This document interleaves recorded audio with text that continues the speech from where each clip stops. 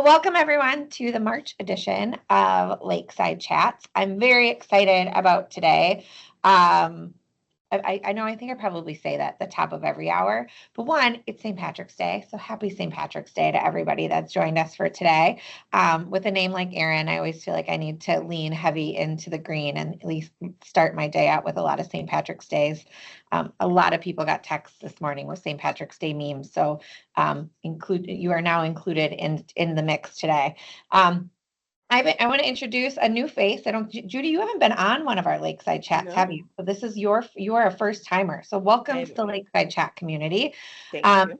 Judy and I got connected through one of my colleagues, Amy, who I know is on today, as you guys are now seeing in the chat as well. And then I think we became fast friends. I would say in our first couple conversations, we very quickly realized that your voice is necessary for the Lakeside Chat community, what you're doing with Wondershift and the conversation you and I had initially that very first meeting. And then as we've continued, I'm really excited about bringing to this community as well. So today we're going to spend some time talking about transition. And I love the word transition as opposed to change, because I think it talks about small pivots and big pivots, and the fact that transition can look varied levels of angles, big exhaustive ones and small mini ones at the same time. Transition can mean lots of things to lots of people, but specifically with the idea of intention, with the idea that when you make a decision to make a change, or when you make a decision to embrace a transition, making sure that you're doing it with kind of your full heart. We'll continue down the heart's path, maybe your full shamrock, and with the idea that you are going with the idea that you are really being purposeful about where you're going with that transition. I want to kick off, Judy. I am going to let you introduce yourself in a hot second, but I realized as I looked at the registration list that we have a lot of new. You weren't the only newbie today, Judy. We've got a lot of new names to Lakeside Chats. So I want to set the stage with just the kind of rules of engagement of how our chats go, and then we'll let you kick it off with introducing yourself. One, I want to just remind everyone this is a packed public session. Oh, let me yep, we are in fact recording. I should probably have double checked that on the front end and make sure that the recording is, yep, we are in recording mode. We are all recording. If you have to drop off or you missed the first second of it, know that the recording will be available through the website. Once I get it loaded to the website, I will send the link out along with other content from today's session in the follow-up material. So just, you don't have to watch for it. It'll come right to your inbox. I'm a big believer that these chats are exactly that. It is a chat. You have been invited into a conversation between two amazing people, but you are part of the chat. And so I want you to engage using the chat features, raise your hand and respond, react, comment, like other people's comments, share throughout. I try very hard to keep these as underproduced as possible because I want the participants to feel like they get to be a part of the conversation and where this conversation goes. With that being said, we encourage positive discussion and genuine curiosity, two of Lakeside's main values. And Judy, I think I always attest to this on the front end is I don't always have the right answer. Do you always have the right answer? I didn't think so.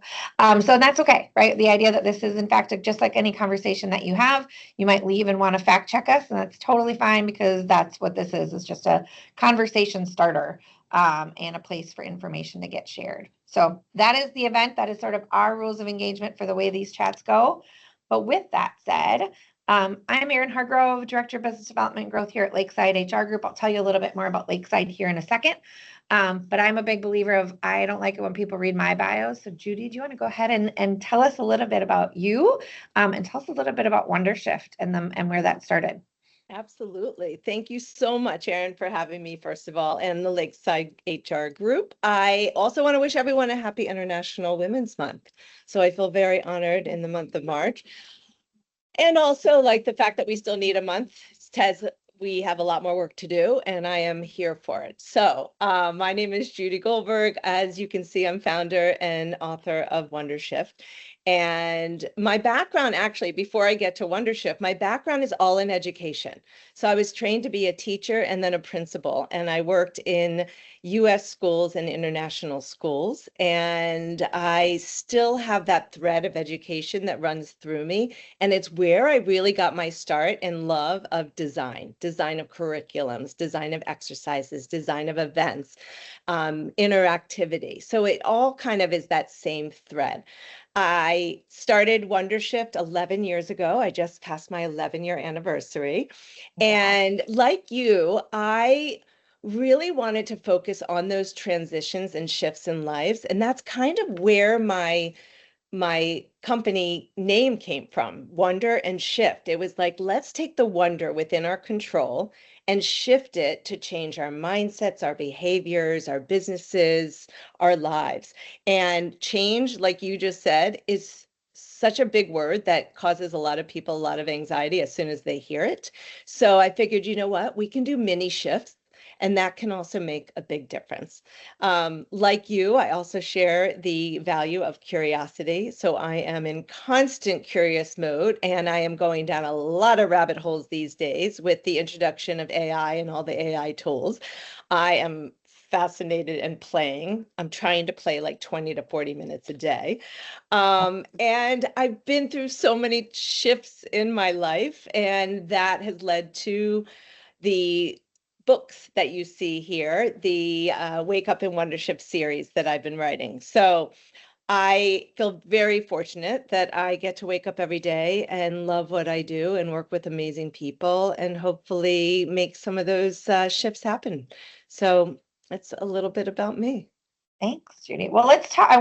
Let's jump into Wondershift because I think you explained the front end of it, but I want to sort of speak to the fact that this isn't a one time. This is sort of been iterative, and the iterations continue. So, do you want to speak a little bit about the books themselves and the variations of the books as well, just to make sure we give a highlight onto those? I will tell you, as if any of you walked in early, I'm in the middle of working through my own the Wondershift, the Leader Edition right now. And I was on the couch last night working on it with my 13-year-old over my shoulder, questioning some of my answers throughout the book. So Judy, want to talk about the books themselves and kind of what the idea is? I loved how you talked about design, because I think that was the one thing that struck me, that these aren't really books. They're more workbooks, right? That the idea that it's a place to write, it's a place to engage. Yes. Well, so having worked in leadership for, I don't know, almost 30 years, can I say that long? And if you Google leadership books, I think they're in the millions now. Don't quote me on that, but there's a lot of them. And my question to people always after they read a leadership book or any book is, especially in leadership, is, okay, so now what? What are you going to do with that? And people are like, oh, well, I love the way they talked about this. Okay, great. So what are you going to do with that, right? What is the action that sits behind after reading a book, especially in the area of leadership? So I'm starting in the middle with the green one, which is the Leader Edition. And so my thinking was, okay, well, we need to do the work in order to make the shift. So how do I help people do the work in a fun and creative way? And when I first put the green one out that you just held up, the Leader Edition, some people are like, "Oh, this is too colorful. I'm not sure my business will take it." And my sister who's a health tech or health exec, and a couple of other CEOs are like, "Oh, don't be mistaken by the color. The depth of each activity has a lot more meat to it than meets the eye." So that's part of it, is being able to create a journal and a workbook for people to work through. And they all go by SHIFT. So the first book, which is the Wake Up in Wondership, there's no addition to it. It's just the original one. And I'll share a little bit about how that came to be in a little bit. But that one is specifically for people moving through transition. And it takes people through different chapters of shaping your mindset, finding the harmony within yourself and within others. It's about imagining the possibilities and then focusing and then building the team around you. Whereas the Leader Edition is built in a little bit of a different way. It's same SHIFT, and I won't go through every chapter, but it is created with the layers of leadership in mind. So leading self, leading others, and leading an organization, and also leaving a legacy. So it takes you through activities for each of those levels of leadership.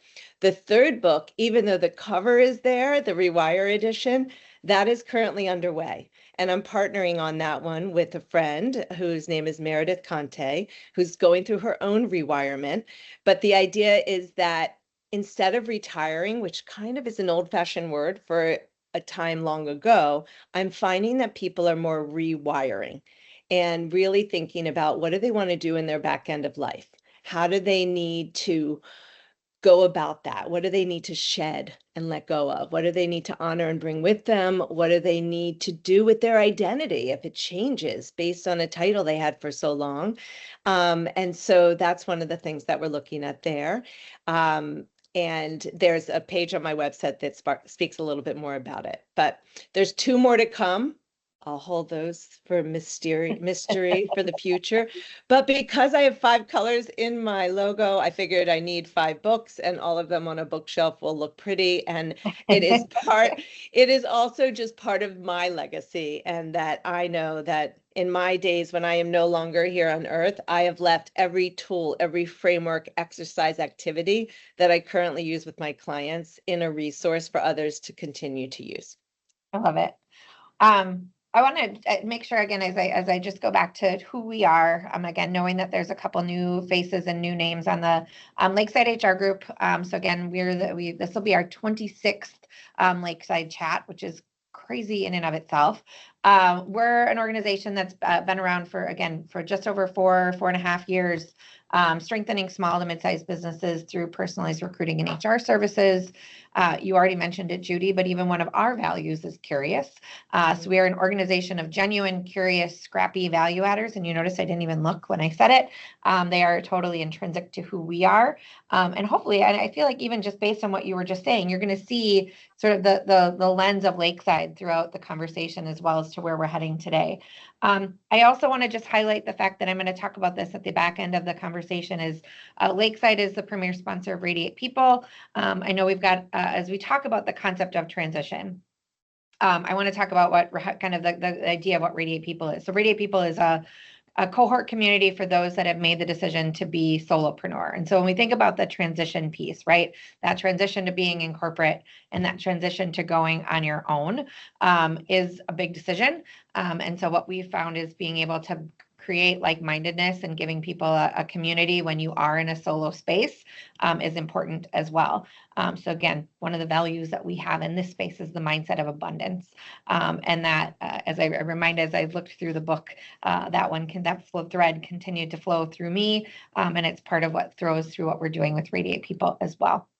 I am a big believer of getting you as participants to start talking and sharing right out the gate. So first question I want to throw at our audience is, we talk about transition. So whether it's going from corporate to solo, whether that's making the decision to be a first-time parent, whether it's a decision about a big move, I want to just start thinking about when in your life has an unexpected moment forced you to course correct your life or your career.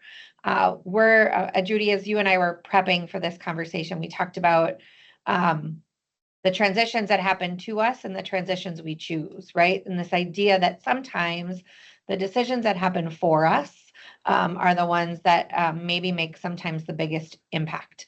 And so, Judy, do you want to maybe answer the question yourself in terms of the idea of an unexpected moment that forced you to course correct? I would. And then are you also asking people to put their own in the chat too? Combine in the chat, and I'll call those out as yeah. Amazing. Because I think it'll be interesting as I talk about the unexpected moments for me, that who else has had similar moments, right? Because we have shared experiences sometimes in different places. So, well, I'll talk about the first unexpected moment that forced me to course correct was and it was a decision I took on. So you talk about the ones that happen to us and the ones we choose. So this was something that I chose. I was with Discovery Channel for 10 years and I loved my job. I had the best job in the world. I lived in London, I lived in the US, I was heading learning and development. And I decided after 10 years, as much as I loved it, there was more. There was a creative entrepreneurial spirit in me that wanted to come out. And so I resigned on my 10-year anniversary. I'm very milestone oriented. And when I resigned, I realized, oh gosh, I really don't know what I'm doing. I'm starting my own business, but I hadn't really done all of the work or thought about it, but I knew I could do it. And I started interviewing some friends of mine to collect some information. And one of my friends asked me the question that literally stopped me in my tracks. They were like, okay, Judy, who are you without discovery? And I literally was like, oh my gosh, I'm nobody. Nobody, because Discovery, literally everyone in this room, I'm sure, knows Discovery and Discovery Channel and the different shows and Mythbusters and, the Crocodile Hunter and all of the shows that everyone talked about for years. So anywhere in the world I would go, people would want to say, what are you doing? I say Discovery, and I end up in an hour-long conversation, sometimes backing up the immigration lines, in the back of taxis in the middle of Egypt. I mean, everybody knew Discovery. So when he asked me that question, my immediate response was, oh my gosh, I'm nobody. And then I had to realize, actually, I am somebody. And I am the same curious person I was working for Discovery as I am today. I have the ability to shape and design programs within Discovery. I can do that same thing. I really had to rework my identity. To your point about becoming and choosing to be a solopreneur, that's a big shift. And so I really had to work on my identity and my identity shift of who was I going to be now that I don't have Discovery. So that was one big sort of moment of aha that I had to work through. And I don't know, do you want to pause and look at some of Yeah, the I was going comments? to say it's Yeah. interesting as I'm watching the chat come through because there's so many of them are work related, right? And you'll notice that again, we said life or career, right? So both options existed. Seeing a lot as you might not expected, right? The resignation of a role, the layoff of a role, a restructure of a role. But then you see this other side of it. You see this other piece of it of being aging parent, loss of family member.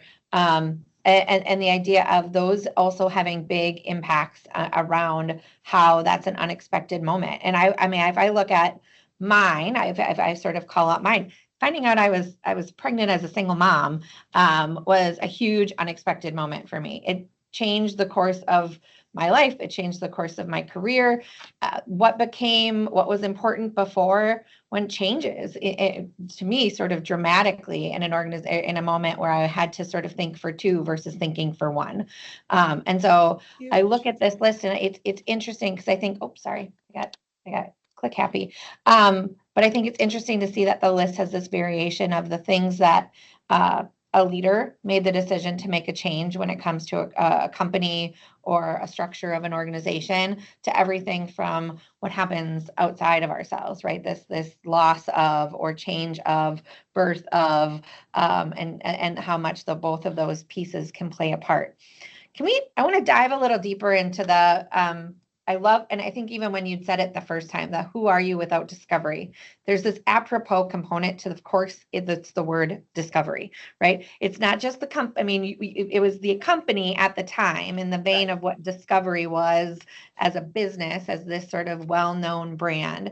But there's this weird kismet sort of moment to the fact that the word is also discovery. And where are you without discovery? I want to get your reflection on it in the space of like, as you think about it, right? Because what you did, I think it's interesting that you went from working for Discovery to creating something that allows people to discover, which is such an interesting sort of juxtaposition of the word. I mean, if only I had you 11 years ago, I feel like my path would have been so much easier. You just said that so beautifully. I'd never thought about it like that before. Yeah. I love that. And I think Yeah, I really hadn't thought about that before because I had been so tied to the brand of discovery. And you're absolutely right. I was like, okay, how can I help others discover?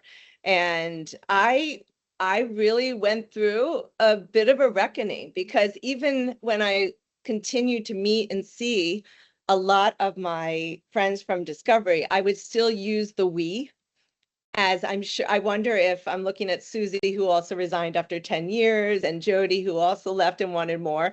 And even today, sometimes I see my colleagues 11 years later, I'm like, so how we doing? Right?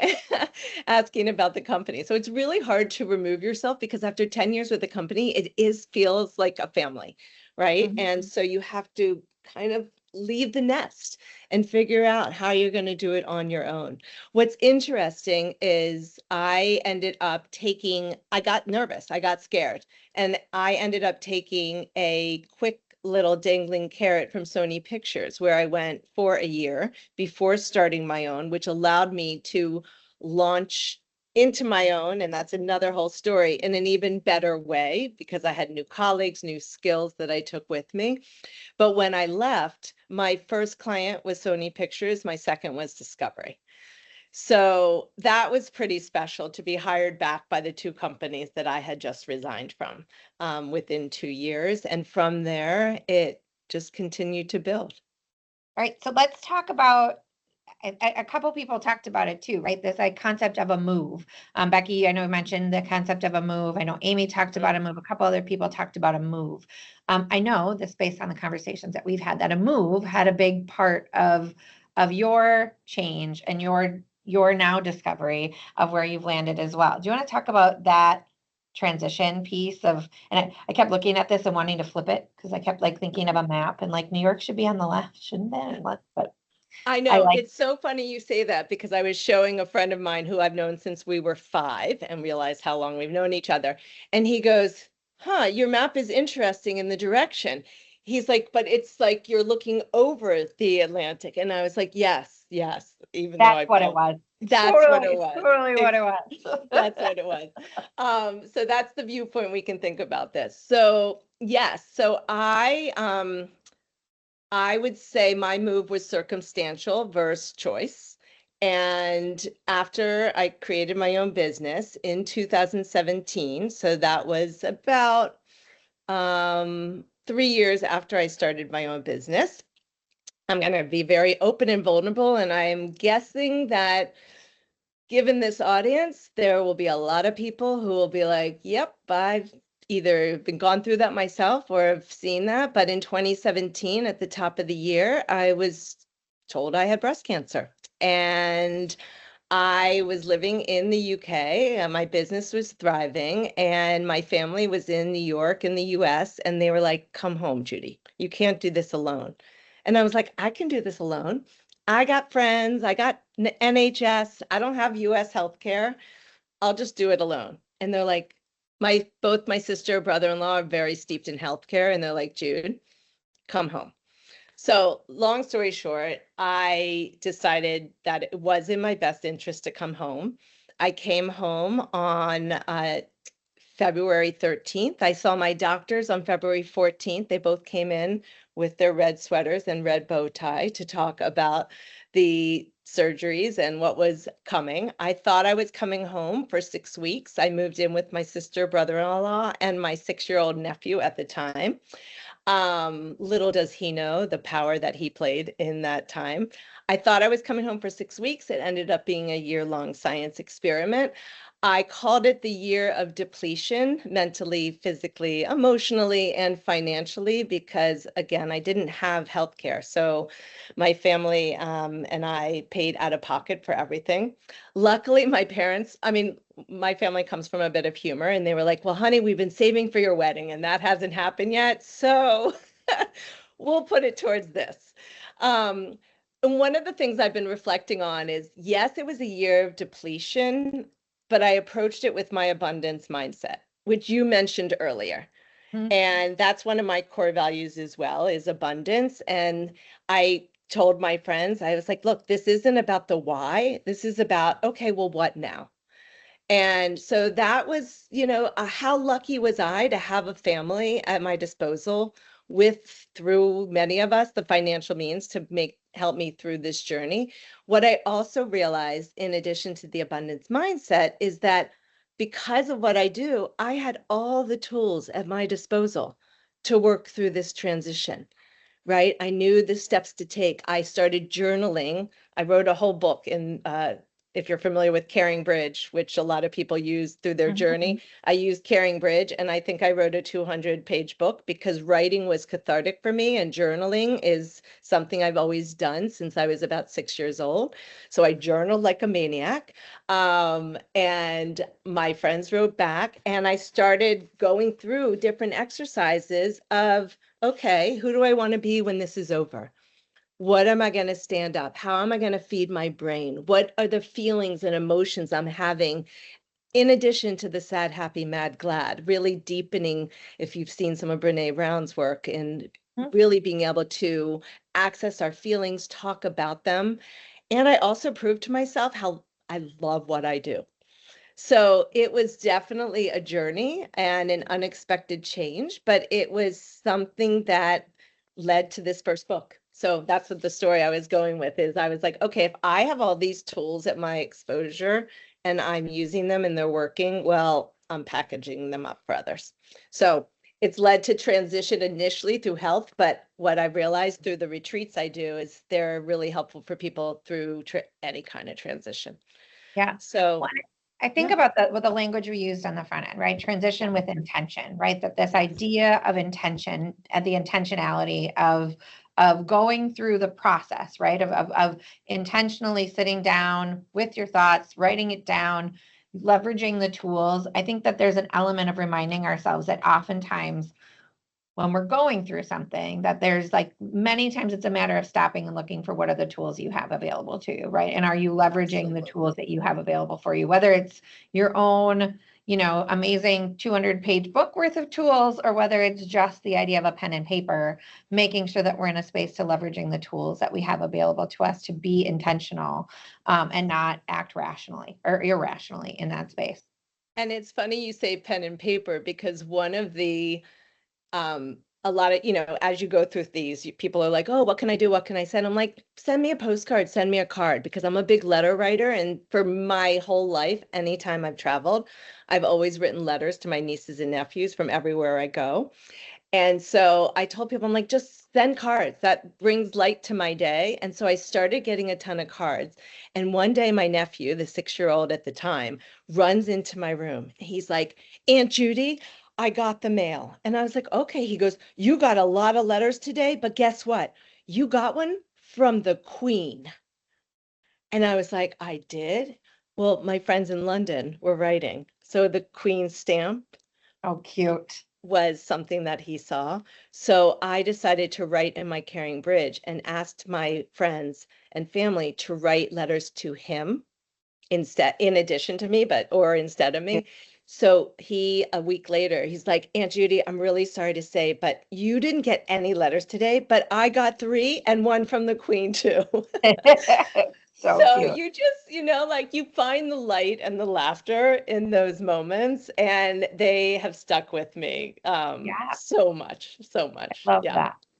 that. Judy, I don't know, we talked about the cards when we were prepping, but like I, in my master's program, had to come up with an analogy. They had this whole metaphor, one of the exercises, and my metaphor was that I'm a greeting card. Like, isn't that so great? Oh, we were meant to be meet. Yes, this was meant to happen. There's no doubt about that. And it's funny because I think the first sentence of my journal too was like, I'm going to start with a smile and end with a smile because that's just what I do. Yeah. So, yeah. And then when COVID came, I was like, I'm good. I just gone through I'm good. So I was able to support people who needed more support during COVID because I was like, I'm good. That built your resilience in a different way. So when COVID hit, I just felt like I got this. So I think that's, part of it too. I love that that we sort of ended with you talking about your nephew, because I know based on our conversations that one of your most important roles is the role in the hat of aunt. So I want us to take one of the exercises. This is really kind of coming out of the exercise from the book, if I'm right, Judy, Correct. is this Yes. concept of thinking about the roles that we play and the ones that we want to play more of. If we're looking at our sort of our lens of what we are doing, and which ones do you want to play less of? So again, I gave some ideas of visuals here, but this came from an exercise that you went through when you started to think about your aunt role. Is that a fair thing to say, Judy? Yes, absolutely. Do you It want is. to speak a little bit about the exercise as we're waiting for people to reply in the chat in terms of roles they want to play more and roles they want to play less of? Do you want to speak about this exercise and what it sort of unpacks? Absolutely. So what's it definitely like global auntie is absolutely my favorite role, for sure. And I would love to hear the roles that people play. And also, again, like you said, what people want to play more of or less of. Um, each of us are playing multiple roles all the time. Right? You mentioned it as well. Like you're a leader, you're a parent, you're a friend, you're an expert, you're a caregiver, you're a partner, you're a traveler, like I mean, or investigator, whatever it is, like all of us are playing roles all the time. And so the problem, it's not a problem to play multiple roles. We're always going to play multiple roles. It's about which roles we choose to play versus which roles that sometimes we're put into that we don't want to play anymore. And so part of this exercise is first identifying like what are all the roles that you're playing and which roles do you want to do less and more of. And when I did the exercise and I wrote down auntie or global auntie, I was like, I always, always, always want to play more of that role. I absolutely love it. I think, problem solver is a role sometimes a lot of us play. And honestly, one of the roles I wanted to play less of was problem solver and play more of the role of coach. So I'm coaching others to solve their own problems versus me solving them. Um, you know, also I think sometimes Can I ask yeah, a question based on what you yes, just said? Because to me, do you, in your mind, when you say that, and I know that the exercise, we'll talk more about the exercise here in just a second, but is there always a juxtaposition? Like, is there always the like more of this, less of this? Like, do you no. feel like it's a bucket you're pulling from both directions on? That's a really good point. No, I don't. I think it can be an isolation of like, I just don't want to do this anymore. Yeah. Like I'm seeing caretaker come up in the Yep. chat, less caretaking, more traveling, more explorer, less bathroom cleaner. That's a great one. That was mine. Yeah. Oh, that was your, okay, yeah. Yeah. And what's interesting is when we take a role and we carry that into other places that maybe they don't necessarily belong. So like when you're a fixer at home, right? And you're always used to fixing the lights, fixing the schedule for whatever's happening, fixing the window if it cracks or breaks or whatever. And then you go into a strategy meeting and you're still in fixer mode, you might come across differently. You not necessarily as a strategist, but as a hole poker or like a fixer of something and not seeing necessarily the bigger picture because all these little things need fixing. Or I've had many clients who are CEOs or senior executives and they come home to their family and they stay in that role. And sometimes that works well and sometimes it doesn't. There's no judgment, but it definitely can shift from place to place. Or caretakers. Caretakers, I mean, God, we know we need caretakers in this world. Sometimes, though, people go into a work environment and caretake too much, and then people rely on them way more than they possibly should.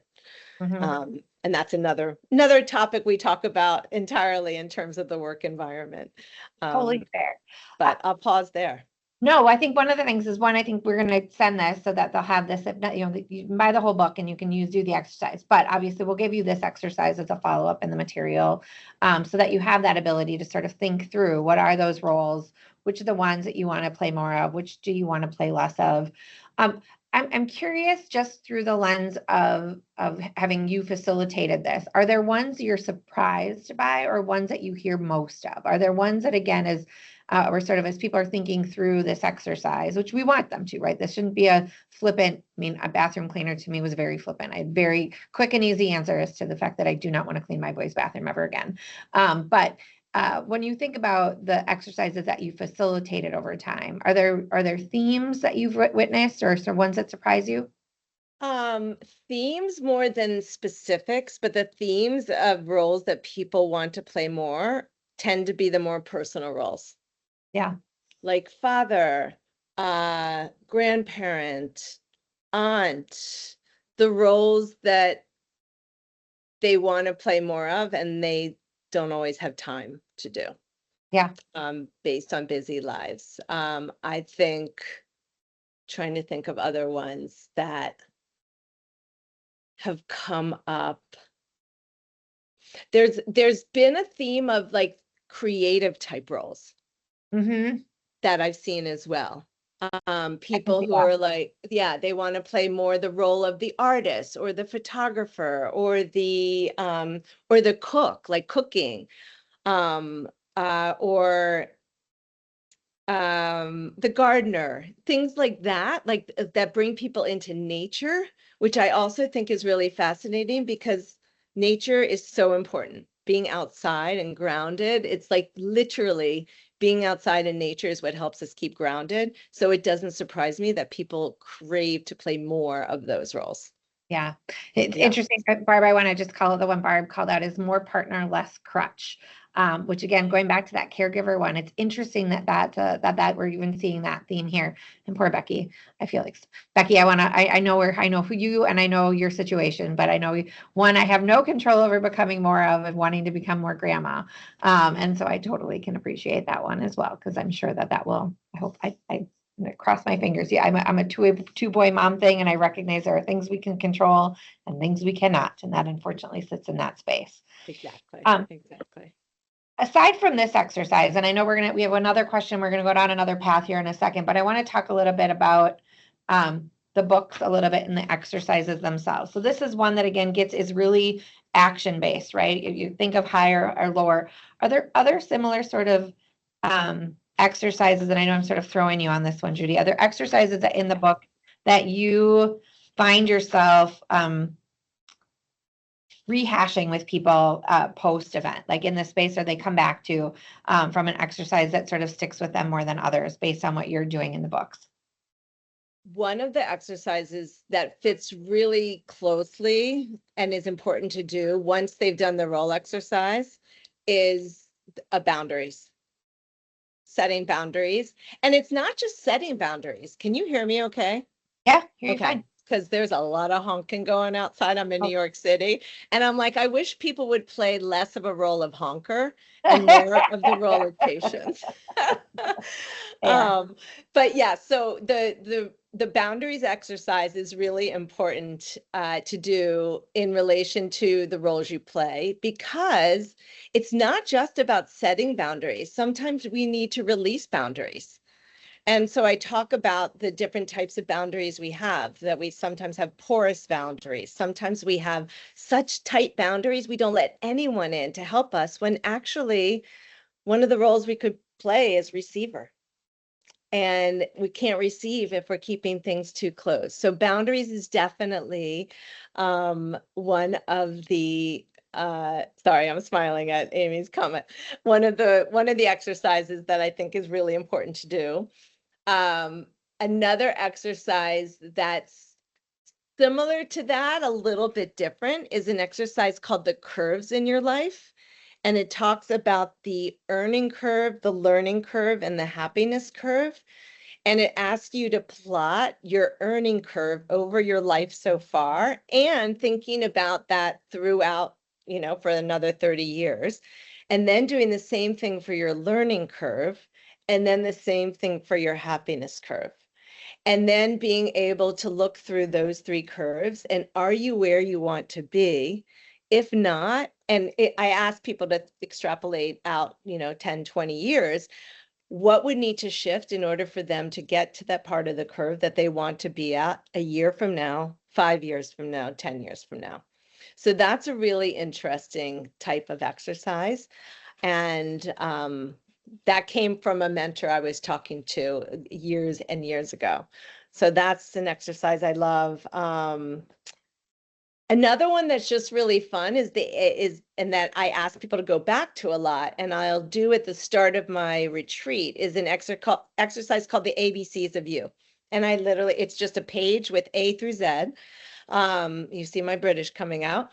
And I ask people to think about themselves and how would they like to be described a year from now, and come up with as many words as they can come to with A through Z, and then asking them to revisit that often and look at, like, A for awesome. Someone wrote in one of my groups, she's like, I want to be seen as awesome. I want to be seen as beautiful. I want to be seen as courageous. So going through the ABCs, and I'm curious if you in the chat, if you want to put in, where do you want to be a year from now? What letter would you choose and what word would you put? And asking people not to look at that just once a quarter, but literally put it up on their mirror and look at it all the time. Rip it out of the book, put it up on the mirror. And that's, to me, a part of manifesting where it is you want to go. I want to go back. I want to go back to the next piece, because I think the next thing that I want to sort of lean back into is that intentionality component to it. And I love where you just took us, right? Because this idea of the manifesting is such a big part of the intentionality, in my opinion. And I realize that might sound a little woo to some, but like the idea of being really clear around what the goal is, right? About what you want to get to, saying it, owning it, being it, right? That part of it is so important. And so I think about the idea of this next question, of the idea of when you have a tough decision to make, what value usually leads the way? And so that level of intentionality and being able to say, this is where I want to get to. I was thinking about what my A through Z, I never say Z, I'm going to be you for a hot second. The letter that like my guttural thought was P, and I want to be prepared. And it's where I am in my life around where my kids' transitions are. Like, I'm going to be sending a kid off post high school next year. And so that level of having him feel prepared, having me be prepared emotionally, physically, mentally, financially, to be able to send him prepared was the P word that I had in my mind. And it's in the vein of a decision, right? I think about this question and the values that lead the way. To me, it goes back to our word, and it's that curiosity. For me individually, I think about, like, for me to be prepared, it means I have to lean really heavy into my curiosity value, because it means I have to ask a lot more questions than maybe that I'm even thinking about, or that I think I know right now, because I realize what sending a kid off to college today looks a lot different than it was when I went off to college. And so I need to lean really heavy into my value of curiosity to sort of get there.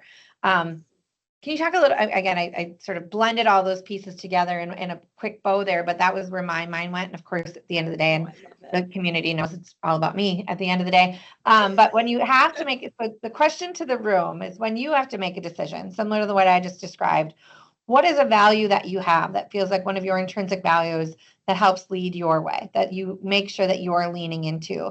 And Judy, when we wrote this question, do you have a sort of a gauge, or even maybe a transition or a decision you had to make in terms of where did you go down this path? I also share the value of curiosity, and I think that drives a ton for me in terms of decisions. I also have a value of independence, though, and I feel like when the decision is really tough, I think I let my independence lead the way, trusting that, and asking myself questions like, do I have this within me to do it on my own? And not to say, because going through my journey, God knows you can't do anything on your own. I mean, really, we need people, we need community. So this is not, my independence does not mean not embracing my community around the globe, which I have a beautiful one that I lean on all the time. It's more like that inner independence of staying true to who I am, what I stand for. Can I take ownership? And I guess that's more the independence piece. Is like when I have a tough decision, can I ask myself the question, Judy, are you ready to own this? Can Yeah. you own this as an independent woman? Are you ready for this? Can you own it? And sometimes the answer is no, and I'm not ready. And I realize, okay, I need to lean on people or community or ask different questions. But during the tough decisions, can I live with the decision and make that independent decision? I think that is a piece of it. Yeah, I love the values that are coming out in the chat. So the value of empathy, similar to your independence. Heidi mentioned self-starting, Yes. commitment, I think is a huge one. Integrity, justice. I love justice, Brickell. I think that's such a Justice. beautiful one. This is also an exercise in the book, but I know that again, I want to have you talk a little bit about your values. And then I made sure I had done the exercise in its entirety. So this was one I had ready. But I'm ready to give mine as well. But do you want to speak to your 7 values and kind of what got you there? Well, I'm happy to, but I kind of, am I allowed to turn it on you and ask you how you, if you want to share the process you went through, because I loved your story you were sharing earlier when we first started, and then Yeah. I can share mine, but I'm going to flip it on you if that's okay, and I'm have happy you to. start. Okay. Well, one, I want to just, I've got the page pulled up. So one, she doesn't leave you on your own. She gives you a big, long list of them to think about. And so I was saying to Judy, I thought I knew what mine were going into it. Like I had sort of had pre-written, and when we were in prep call, I'd sort of written some of mine down and then I went back and used this as a guide. The other thing that I think it's interesting when you and I had talked about it is that word value. I had talked about an exercise that I had done prior to starting at Lakeside, and it was the idea of what value do I bring as opposed to what value leads me. And I recognize that sort of that word is used, can be used both ways in a way that can mean powerful, especially as we think about the intentionality of transition, right? The idea of going, making real clear on what value we bring to an organization or what values we want to bring in whatever roles that we play, right? Going back to the roles exercise, and then tying that back with the values that are sort of how you are wired, right? That, and I love, as I keep thinking of words we've already said, that rewiring, but the wiring that we have within us in terms of where those values come from. So last night I went back and sort of and looked through Judy's long list of values, and my 13-year-old popped over my shoulder and kept like going, Mom, why didn't you pick that one? Why didn't you put a mark? Because I just put little marks next to the ones I thought seemed sort of in alignment, and I figured I'd go back and look at them.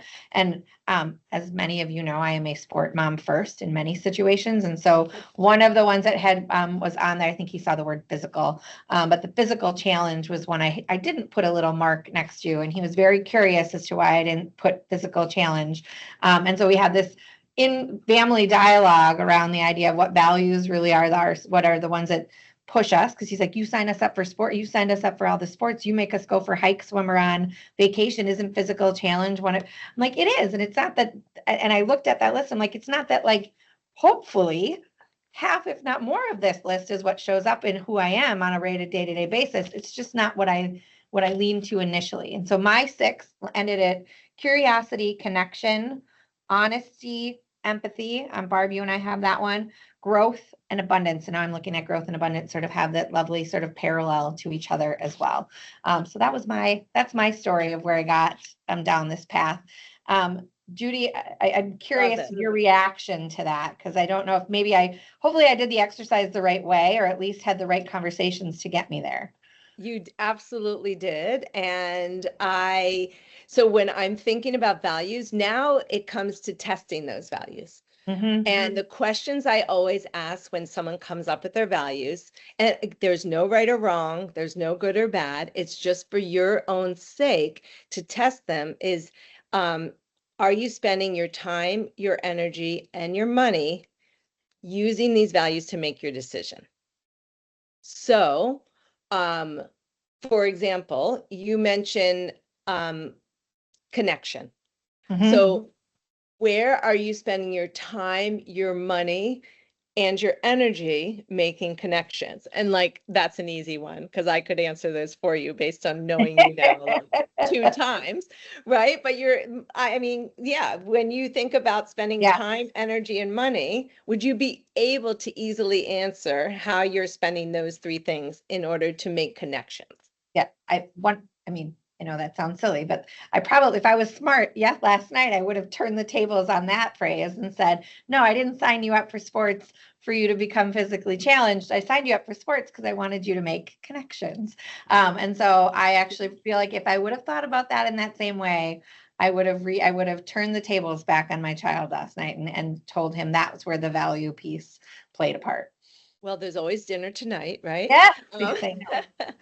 Um, so that's part of the exercise. And so I also have a card deck that I use where I ask people to lay out the same words on not all of the words there, but about 52 words in a card deck and lay them out and begin to narrow down. And like you said, sometimes we get groups. So I had growth as well in mine. I had education, I had and then I had learning. And I chose the bubble word for me, the big picture word for me was learning, because it just has been a thread as a teacher throughout my whole life. I'm all about learning and always learning. And I spend my time reading, researching, learning new things. So it pairs with curiosity, but it's a little bit different.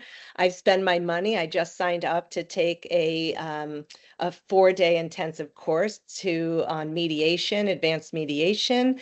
I've spent energy learning about others. So when I'm meeting people, for me, my learning is connecting. So, that's one of the ones that's really important to me. Spirituality, same thing, is thinking about where do I spend my time, energy, and money. Yes, I am Jewish, born and raised, had a bat mitzvah and all of that.